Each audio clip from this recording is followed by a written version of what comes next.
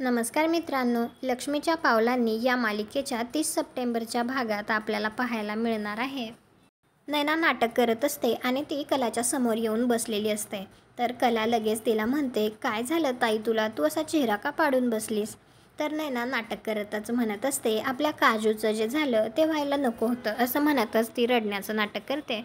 तर त्यावेळी कला विचारते, काय झालं काजूचं, कारण तिला तर काही माहितीच नसतं. तर नैना सगळं काही कलाला सांगते. त्यानंतर ती विचारते, मला सांग अनामिका कुठे आहे? तिने हे चांदेकरला विचारलेलं असतं आणि ती त्याला म्हणत असते, चांदेकर, आपल्या घरात एवढं सगळं घडत असताना तुला मला एका शब्दानेही सांगावं असं वाटलं नाही? तर अद्वैत म्हणत असतो, अगं मी खरंच सांगणार होतो. तर लगेच कला म्हणते, चांदेकर प्लीज, मला आत्ता तुझं काहीही ऐकायचं नाही आहे. मला तुझ्याशी आत्ता बोलायचंच नाही.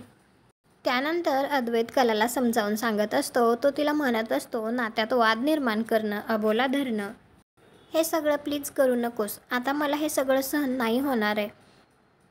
तुम्हाला हा भाग कसा वाटला कॉमेंट करून नक्की सांगा. व्हिडिओला लाईक करा. आपल्या मराठी मालिका चॅनलला सबस्क्राईब करा. भेटू उद्याच्या भागात.